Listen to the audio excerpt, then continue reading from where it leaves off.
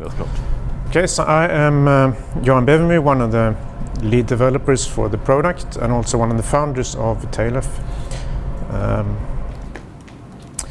So I'm going to say something about the inner workings or look under the hood a bit on how we connect devices to NCS, which is one of the, there are a couple of key technologies for how we make this even possible.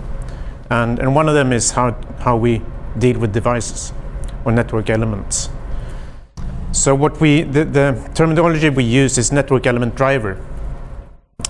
So we have network element drivers for different type of devices or even applications or whatever we want to manage. We're not actually limited to talking to boxes, physical or virtual boxes, but it could just as well be an application that we treat as a device or as something we need to configure.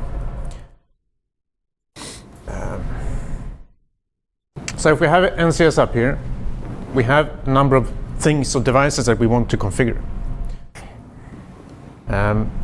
We have the configuration of the device in our database. So the database is one of the enabling technologies. The way we talk to the devices is another one. So in order to sort of talk to a device, we need to know what can be configured on the device, and we need to know how to talk to it and how to ask it for its configuration and how to change the configuration of the device.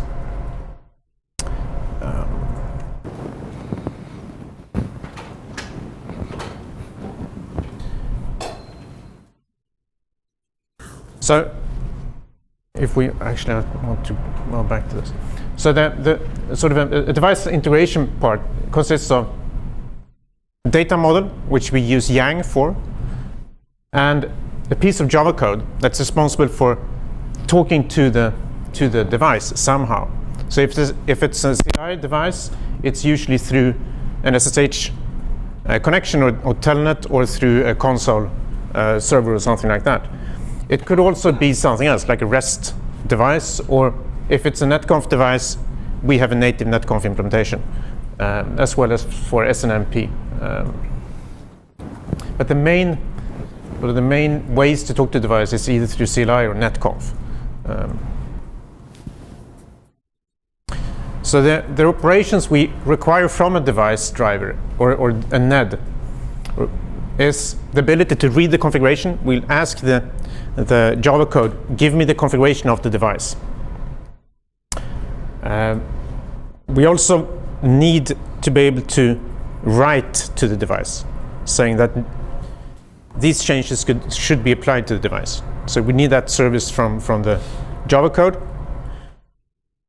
In order to quickly check if a device has been modified, we have a checksync, or we ask it for an ID of the last transaction, which could be either a transaction counter on a Juniper device, which keeps, or an extra device that has transactions, or it could be a checksum of the configuration. We also have, which we haven't talked much about, we also have support for reading configuration state or operation state from a device. So we can read counters, or we can read other states. So there could be, NCS can be used for pulling data from the network, pushing it to some other application, which then use NCS to write to the network again. I'm not going to talk much about that. There is also in the NED support for executing actions on the devices, which could be a ping operation or a counter reset, for example, or an interface reset or something like that.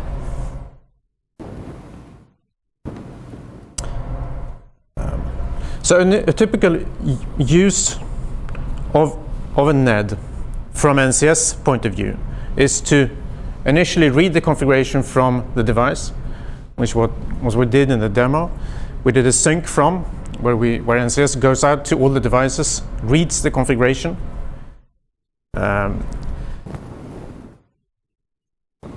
On an XR device, it would be, or an iOS device, it would be shown in config. If it's a netconf device, we do a get config from that device. If it's an SNMP device, we do a bunch of SNMP gets.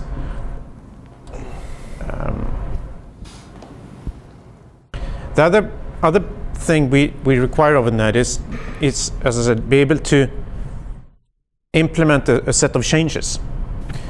And they can take some different shapes.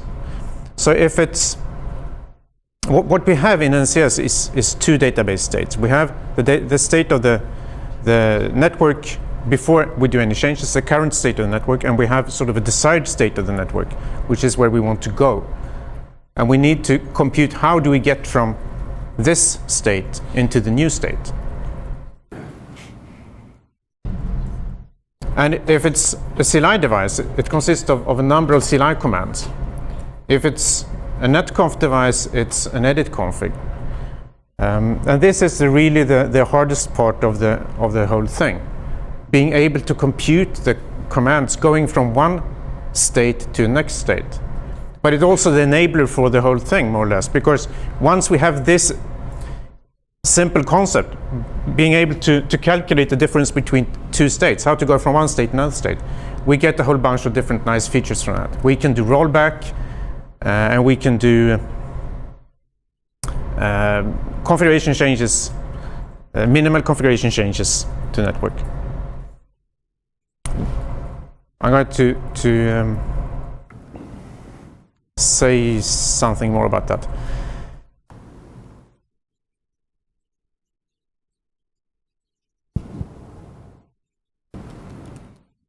So what Thomas showed in the demo was that we made some configuration change. Everything went well. We created a rollback file. When we rolled back that, what we did was to apply that change to the database up in NCS, and then we use this calculation function to compute the changes needed on the devices. Which is not just setting no in front of the iOS commands, but it's actually something else. We don't internally we don't deal with going back and forth. We're just doing configuration changes, going from this state to this other state. Which means that suppose we try to roll out a change in the network, it fails in the middle for some reason. We want to roll back the entire thing. And for each device, we don't actually know what was written to the device. We know that it failed in the middle, but we don't know what actually failed or what state it was in when it failed. So if you have a script-based solution, you more or less have to write your script so they know they can detect when something goes wrong and then roll back from that point. What we do is instead, when we fail, we ask the device, what is your current configuration? We get the new state, and then we compute the delta going back to the original state. And it's the same function that we use all the time. Compute the delta between two states, which simplifies the whole design.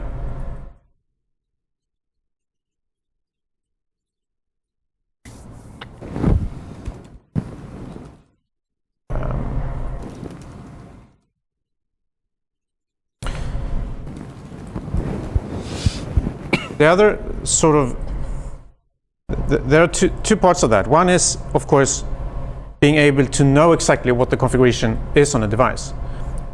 It's not just pulling the text file, the show running config output, but actually parsing that, realizing that the MTU is set to 1400, storing that value somewhere specific in a data structure in NCS.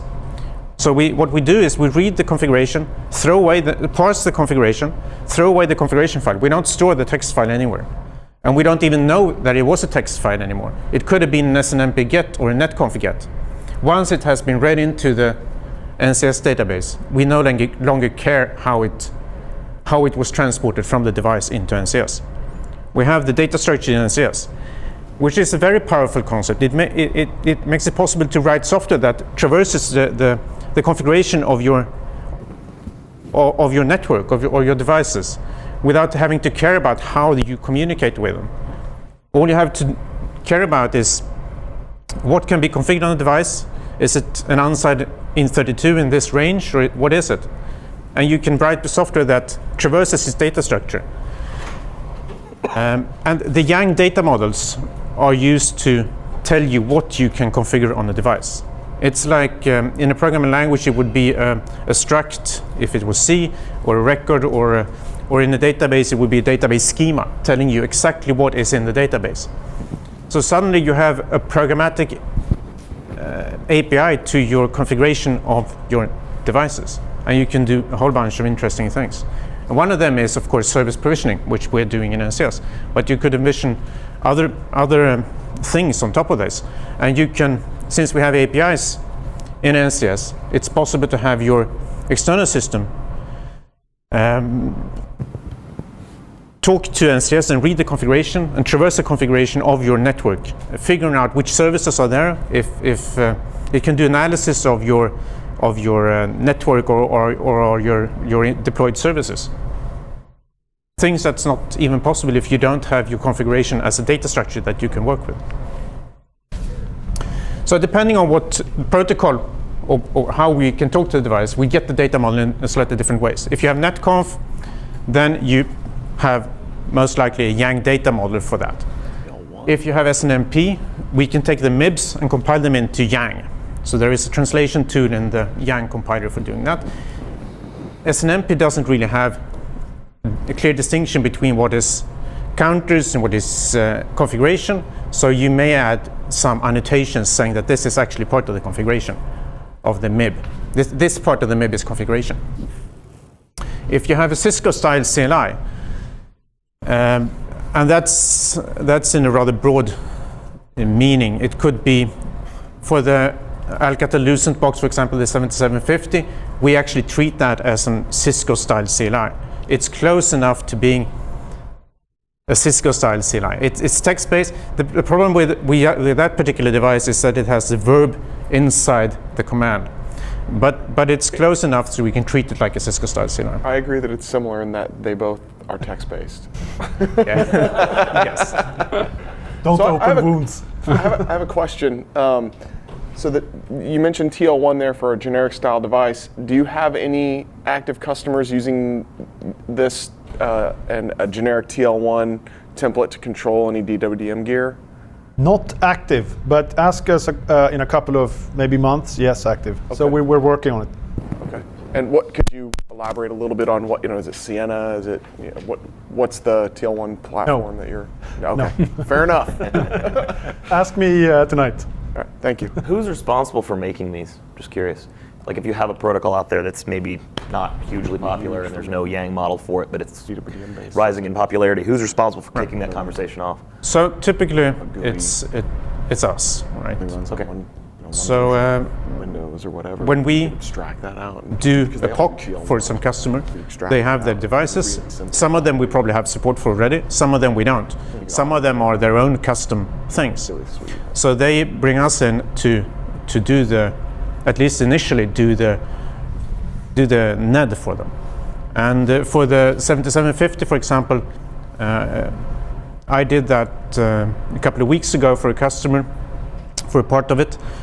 And what we typically do is that we look at the customer's use case. Which part of the configuration are you actually using? Because typically, on an ISXR, for example, the manual for that is like 5,000 pages. There is simply no way we're going to do the NED for that. And it's not even needed. Most of the customers only use a tiny percentage of the commands or the functionality of it. Some of them only use it for MPLS provisioning, for example. We don't care about the rest. So what we do is we make a Yang model for the parts that are actually used. Not for only the exact commands, but for the parts. So if they use BGP, we do a Yang model for the entire BGP subsystem of the router.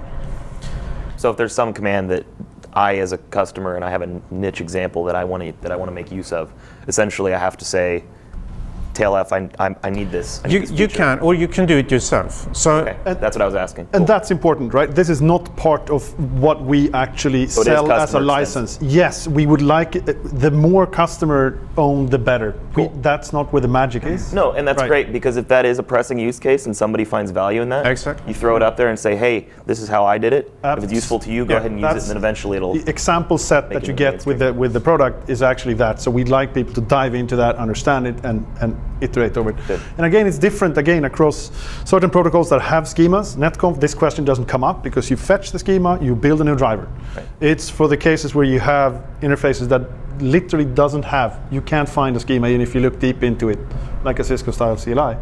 Someone needs to do it. Is this so? This is kind of similar, but also very different. It's like if I wanted to build sort of, I don't know if it would really come into the same place. Is it just for network device configuration, or maybe could I write one that feeds into maybe a system that does network documentation and update that Yeah, automatically? absolutely, yeah. Because you're not adding a VPN, you're not adding sure, a route. sure. You're doing something entirely different. But is it? Yes. Does it fit into that model? yeah. Yeah, so the experience we have from it is that certain customers are now using it for DNS servers, DHCP servers, things that are kind of the gray area between. It's not uniquely server loads, but it's Yeah. kind of server network-oriented things. So that would still just be another southbound module based. Exactly. Okay, As part of that service, you have to kick the DHCP and you have to kick the DNS. Yeah, and because then sometimes it's not appropriate to reach in through the northbound and say, hey, I want to trigger something because you're initiating the configuration change. Yes. It's Yes. nice to be able to make that happen in the other direction. Steven is getting up and getting his code, which means 4 minutes, 5 minutes. So typically, it takes somewhere between half an hour to a few days to build a data model for a new device, or build an entire integration of a new device, actually. So it's not a huge effort. And once you've done that, you have all the nice features. You have rollback, you have sync from, you have all sort of things. Just by writing the data model and implementing these functions, you need to implement connect, read, apply changes, commit. But the important thing is that we don't do any parsing of the command for Cisco. So, in the code. so depending on what kind of device you're talking to, if you have a Cisco style CLI, what you do is you write the data model, put some annotations in it, and then NCS can parse that CLI and generate CLI commands.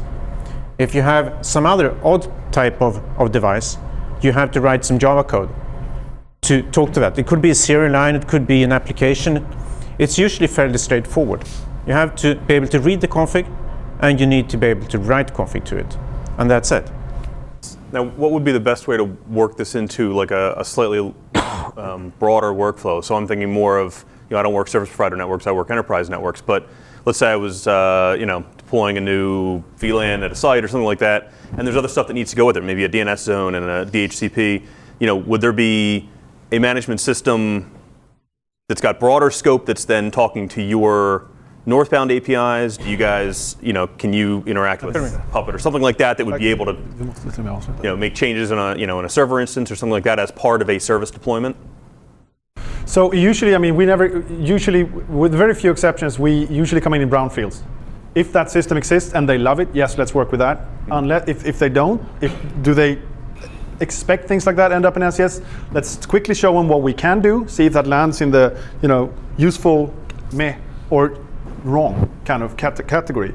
Hopefully what we've shown with Thomas' demo is that, and it also comes to the point of cynicism, is that we've made sure that it's easy and rapid to qualify, so people can quickly tell us, no, that's not the way we're thinking, thank you, or not. So it literally depends and on how fast you can qualify the thing. We're getting into, so we're 1 minute away. I think we have to put a break on Johan. For any last questions? Quick one. So let's say he develops his little niche functionality. Do you have any formalized kind of user sharing, like contribs? We talked about this like with Cacti and Rancid, right? Half the stuff you use came from someone else. Yes. And is there plan to have the same kind of user-based sharing? That is happening right now. The service providers that we're talking to understand that for the core service provider services, no point in keeping that close to the chest. So if you look carefully in GitHub, you'll see actually one of our customers, and look over this year. We don't understand our role in it yet, whether we as a relatively small company should seed and start like a service modeling forum or what it is, but people do have a very strong sense of, wow, if we have this Yang file for our service, why not share it? So as a customer, somebody who would be very interested in this, the answer is yes. You should Yes. be Yes. bringing it together. We would Yeah, I love was you gonna to. say, We will pull it support you. together. We will do whatever we can. because I hate going out and pulling in, all this open source stuff from 30 different locations and having no cohesiveness to it. And again, So- some very large service providers that we're working with right now will do this. It's part of their project plan. They will literally put this on GitHub for their basic SP or telco services. I think having you guys sort of pull that in would lend some credibility to it as well.